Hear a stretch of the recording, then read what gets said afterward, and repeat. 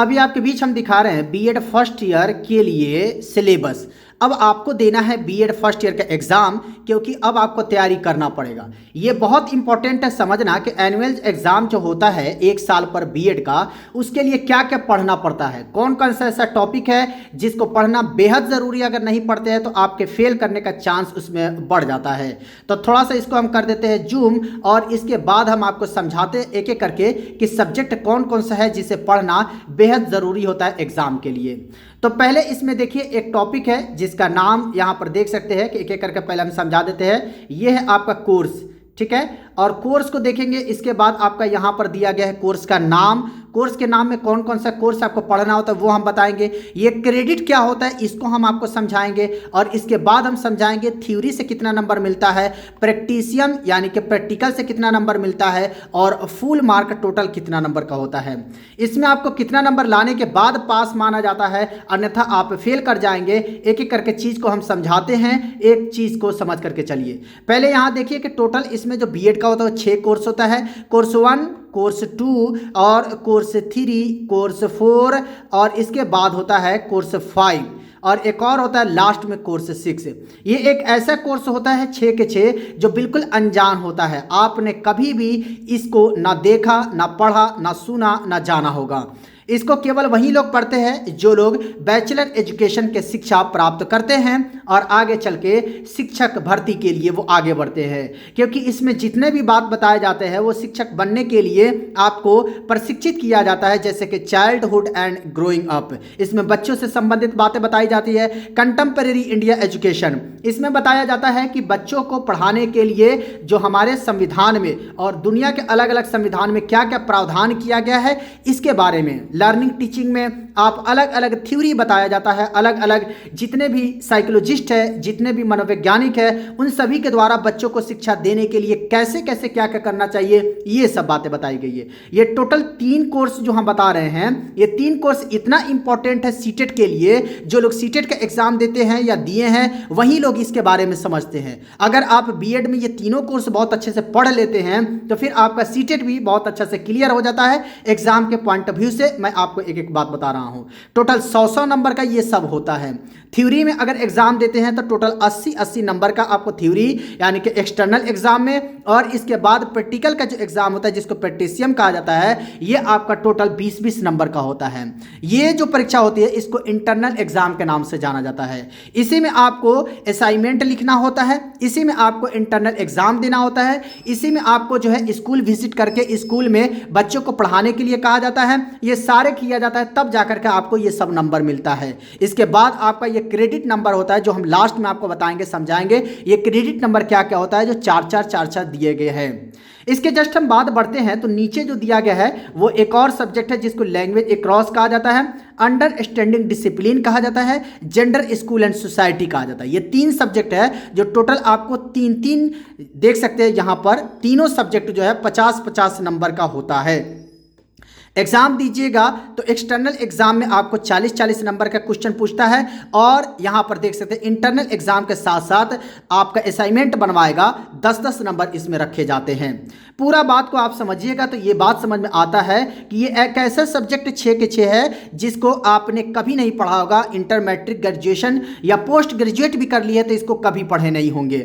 ऐसे में ये सब्जेक्ट एक नया होता है, ये सब्जेक्ट को पढ़ना बहुत ज़रूरी होता है। ये सब्जेक्ट लापरवाही कर देंगे, नहीं पढ़ेंगे तो बीएड तो पास कर जाएंगे नो डाउट, लेकिन आपको सीटेट में जाकर के मामला फंस जाएगा, क्योंकि जो भी बातें होंगी वो सारे के सारे सीटेट में क्वेश्चन यहीं से रखा रहता है, क्योंकि बच्चों से पढ़ाने से संबंधित यहां पढ़ा जाता है, और सीटेट के एग्जाम में आपको बच्चों से संबंधित ही क्वेश्चन पूछा जाता है। ऐसे में यह पढ़ना बेहद जरूरी है। अब इसको सवाल उठता है कि क्या हम कॉलेज में रह करके पढ़ पाएंगे ये सभी के सभी? तो मुझे नहीं लगता है कि कॉलेज में आपको रह करके जो है इसका नोट्स भी आपको मिल जाएगा, इसको आपको पढ़ा भी दिया जाएगा, और उसके साथ साथ ये असाइनमेंट बनवाया जाता है, ये सारी चीज़ समझा दिया जाएगा। नहीं, कॉलेज में आप जाएंगे तो कॉलेज में कई सारे अलग अलग वजहों से छुट्टियां रहती है, कई सारे कारणों से उसमें सिलेबस को शायद पूरा नहीं करा पाता, पूरा करा भी पाते हैं तो आप कॉलेज तक नहीं पहुंच पाते हैं दूर होने के कारण, या कॉलेज तक नहीं पहुंच पाते हैं किसी और वजहों से। ऐसे में ये सब्जेक्ट छूट जाता है तो फिर आप सीटेट में आपका अच्छा नंबर नहीं आता है। जैसे कि इस साल का जो आपको डेटा है सीटेट के लिए मैं बता रहा हूं, 14 लाख छात्रों ने बीएड जो किए हुए हैं पेपर 2 के लिए एग्जाम दिया था। 14 लाख में पास करने वाले छात्रों की संख्या आप जानेंगे तो हैरान रह जाएंगे कि 2.39 यानी कि 2,39,000 छात्र ने ही पास किया इसमें, और 12 लाख के आसपास जो है इसमें फेल कर गए। इसके कारण क्या है? कारण वही है कि जो लोग 12 लाख फेल किए हैं वो सब के सब ऐसे विद्यार्थियों में से गिने जाते हैं जो केवल बीएड डिग्रीधारी तो है, लेकिन बीएड के ये जो बुक पढ़ाया जाता है इस बुक को उन्होंने अच्छा से नहीं पढ़ा। अगर ये बुक को अच्छे से पढ़े होते तो मुझे नहीं लगता है कि उनको फेल करने की ज़रूरत थी। जैसे कि हमारे पास आरजेडी टीम के पास ऑनलाइन क्लास करने वाले कई सारे ऐसे अभ्यर्थी हैं जो फर्स्ट ईयर के बीएड के क्लास किए, एग्जाम दिए, और फर्स्ट ईयर का उनका अभी एग्जाम क्लियर भी हुआ है, तब तक उनका सीटेट का एग्जाम ये निकल गया और वो आसानी से अब बीपीएससी के तैयारी में जुट गए हैं। तो ऐसे ही मौका तलाशा जाता है और ऐसे ही आगे बढ़ा जाता है। वैसे आपको क्लास ज्वाइन करना है नहीं करना ये आपके ऊपर डिपेंड करता है, लेकिन आपको कभी भी लगे कि एक बार डेमो क्लास हम लेते हैं, थोड़ा देखते हैं कि कैसा क्लास है, क्योंकि उसमें असाइनमेंट आपको दिया जाएगा, उसमें हर चीज़ दिया जाएगा, नोट्स दिया जाएगा, तो फिर क्यों ना एक बार डेमो क्लास देख लीजिए। इससे आपको अगर पसंद आएगा तो आपका 1 साल के छुट्टी तो होगा ही, आपको कॉलेजों से कोई दिक्कत नहीं रहेगा कि कॉलेज से कैसे कैसे क्या क्या करना है, बुक लेना, इसके बाद पढ़ना, उसके बाद नोट्स बनाना, उसके बाद थ्योरी, उसके बाद प्रैक्टिकल, उसके बाद असाइनमेंट, ये सारे करना, ये सब के सब जो आपको एक ही जगह से मिल जाएगा, वो भी घर बैठे जो ऑनलाइन क्लास गूगल मीट से चलता है उस पर आपको देखने को मिलेगा। ठीक है, अब चलिए थोड़ा सा इसमें आप बता देते हैं नीचे। इसमें एक और चीज होता है जिसको प्रैक्टिकल के नाम से जाना जाता है, वो प्रैक्टिकल ईपीसी 1, ईपीसी 2, ईपीसी 3 उसको कहते हैं। अब ये क्या है ईपीसी 1, ईपीसी 2, ईपीसी 3, थोड़ा सा नीचे हम लोग चलते हैं और उसको समझने की कोशिश करते हैं। अभी हमने आपको बताया था क्या क्या, 6 सब्जेक्ट के बारे में बताया था। अब बाकी के हम यहाँ पर जो है कुछ सब्जेक्ट है जिसको हम बताएंगे। एक सब्जेक्ट है यहाँ पर कोर्स 7A के नाम से जाना जाता है, इसको मेथड पेपर कहा जाता है। क्या कहते हैं? मेथड पेपर का ये, या इसको pedagogy of school subject part 1 के नाम से जाना जाता है। इसमें वही सब्जेक्ट लिया जाता है जो आपने ग्रेजुएशन में लिया था। जैसे कि आप बीएड क्या सब्जेक्ट से करना चाहते हैं, हिस्ट्री, पॉलिटिकल साइंस, ज्योग्राफी, या साइंस में कोई सब्जेक्ट, मैथ हो, साइंस, कोई भी सब्जेक्ट हो उससे आप करना चाहते हैं, तो ये होता है आपका पेडागोजी। टोटल 40 नंबर का होता है, तो बहुत ज़्यादा इसमें माथा पेची करने की जरूरत नहीं होती है। 10 नंबर के असाइनमेंट, टोटल 50 नंबर का होता है।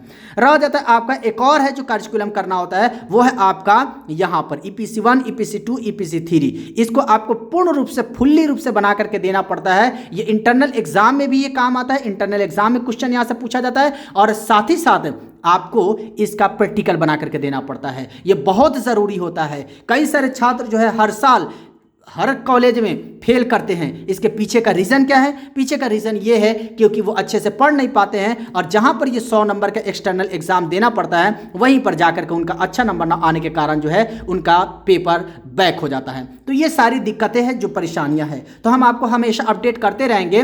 बाकी आपको क्लास में इससे संबंधित और भी इंपॉर्टेंट बातें बताएंगे कि क्या क्या आपको पढ़ना है, कौन कौन से टॉपिक पर फोकस करना है। आप लोग हमारे आरजेडी टीम के साथ ऑनलाइन क्लास ज्वाइन कर सकते हैं, और साथ ही साथ इस तरीके के जो पीडीएफ मटेरियल है उस पीडीएफ मटेरियल को देख करके, पढ़ करके आगे बढ़ सकते हैं, जो आपके जीवन के लिए काफ़ी लाभदायक होगा। चाहे आपका सीटेट का एग्जाम हो, स्टेट का एग्जाम हो, या होने वाले टीचर कोई भी एग्जाम हो। मिलते हैं दूसरे वीडियो में, तब तक मुझे विदा दीजिए इस आशा और उम्मीद के साथ कि आप लोग ज़रूर अपने मन के सवालों को कमेंट बॉक्स में छोड़ के जाइएगा। शुक्रिया।